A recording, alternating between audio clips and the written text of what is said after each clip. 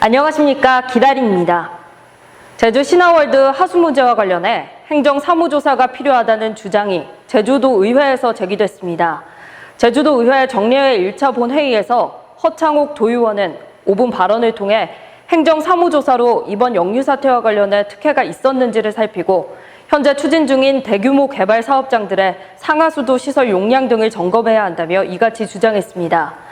제주도 의회는 오늘부터 19일간의 회기로 1차 정례 회의를 열어 원희룡 지사 등을 상대로 도정 질문을 진행할 예정입니다. 이어서 다음 뉴스입니다. 최근 제주 지역에 많은 비가 내렸지만 지하수위는 평년보다 낮은 것으로 나타났습니다. 제주도가 지하수위 관측정 68곳을 조사한 결과 평균 수위는 14.76m로 최저 수위를 기록했던 지난해보다 2.17m 높았지만 평년보다는 0.55m 낮은 것으로 조사됐습니다. 제주도는 최근 많은 강수량에도 불구하고 지하수 함양량이 회복되지 않은 것으로 보고 지속적으로 수위를 관측하기로 했습니다. 동서부 네트워크입니다. 임진왜란 당시 나라를 위해 싸웠던 남도 의병의 후손들이 보성군에 유물을 기탁했습니다. 유물 기탁에 참여한 13명의 의병 후손들은 죽천 박광전 선생과 서거의 장군 등이 남긴 편지와 교지, 칼과 화살 등 73점의 유물을 기탁했습니다. 보성군은 유치를 추진 중인 남도 의병 역사공원에 기탁된 유물을 전시할 계획입니다. 수확을 앞두고 있던 굵은 배들이 과수원 바닥에 나뒹굴고 있습니다. 가뭄과 폭염을 이겨내고 이제 막 여물어가던 벼는 강한 비바람을 견뎌내지 못하고 결국 속절없이 쓰러졌습니다.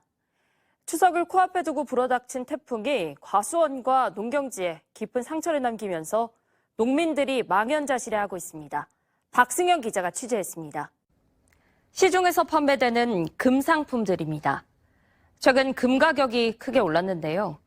지난해 10월 저점과 비교하면 40% 가까이 급등했습니다. 장롱 속 금을 팔려는 사람들부터 금에 투자하려는 자산가들까지 금에 대한 관심이 높아지고 있습니다. 이영길 기자의 보도입니다. 동서부 네트워크입니다. 전남의 연간 출생아 수는 2015년 15,000여 명을 정점으로 해마다 감소하고 있는데요. 광양시의 올해 상반기 출생아 수가 전남 시단위 중 유일하게 늘면서 관심이 모아지고 있습니다. 이상환 기자가 취재했습니다. 김대중 전 대통령 서거 10주기를 맞아 광주 전남에서도 추모 행사가 이어지고 있습니다.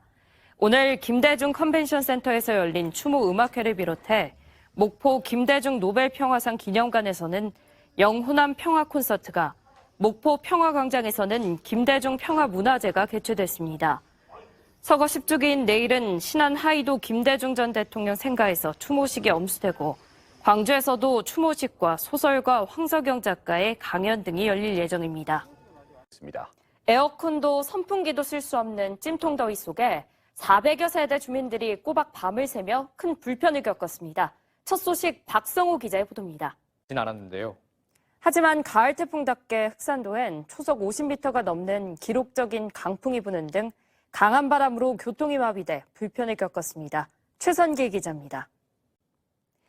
독특한 맛과 향으로 이름난 고흥의 대표 특산품 유자입니다.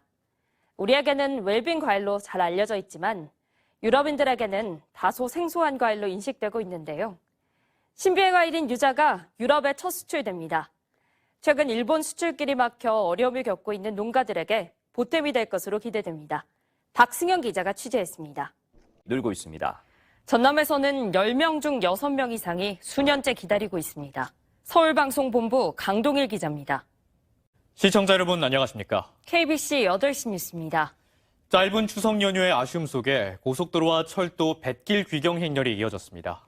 귀경객들은 아쉬움을 뒤로한 채 고향을 떠났고 도심은 막바지 연휴를 즐기려는 나들이 객들로 북적였습니다. 고우리 기자입니다. 전환 여객선의 이용객이 18% 감소한 것으로 나타났습니다. 목포지방해양수산청은 박성호 기자의 보도입니다. 자, 조용히 해주셔야 돼요. 조용한 반전을 준비하라. 갑자기 짠 하고 두각을 드러내는 모든 사람들은 사실 오랜 기간 조용히 준비를 해왔다는 사실 잘 알고 계신가요? 조용한 반전을 위해 열심히 갈고 닦아왔습니다. 언제 어디서나 방실방실 웃으며 열심히 일하겠습니다. 안녕하세요. 저는 기라린입니다.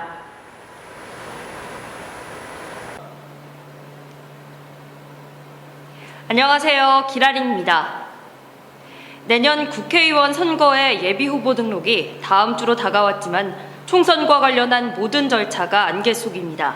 여야 대립으로 선거구를 획정하지 못하고 있기 때문인데 후보들의 선거운동도 유권자의 정책 검증도 사실상 할 수 있는 게 거의 없는 상황입니다.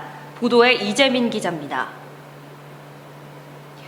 노동자의 삶과 직장 문화를 크게 바꿔놓을 주 52시간제가 1일부터 본격적으로 시행됩니다. 이른바 워라밸을 위한 노동시간 단축은 2004년 도입한 주 5일제 못지않게 노동자의 삶에 거대한 변화를 가져올 전망입니다.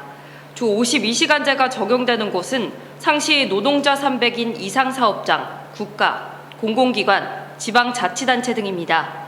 노동시간 단축 적용 기업에서 노동자에게 주 52시간 이상 일을 시키면 사업주의 근로기준법 위반에 해당합니다.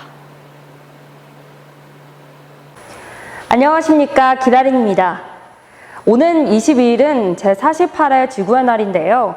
지구의 날을 기념해 제주도에서는 내일부터 24일까지 기후변화 주간을 운영한다고 합니다. 프로그램들을 보면 일상생활 속에서 온실가스를 줄이는 다양한 실천 방법들을 체험하는 참여형 행사들이 굉장히 많은데요. 제주도청 공무원들은 사무실 내에서 10분 소등 캠페인을 벌이고 오는 20일 도내 아파트 단지에서는 주민들과 함께하는 소등 행사도 진행된다고 합니다. 단 10분이지만 도시 전체가 실천할 때 에너지 절감과 탄소 발자국을 줄이는 효과는 정말 대단한데요. 많은 분들이 참여해 주시길 바라고요. 이 밖에도 주말 동안에는 제주시와 서귀포시에서 지구환경축제와 지구의 날 체험 행사도 진행된다고 하니까요. 온 가족이 참여해서 탄소 배출을 줄이고 지구환경 보호를 위한 계기를 만들어 보셔도 좋겠습니다.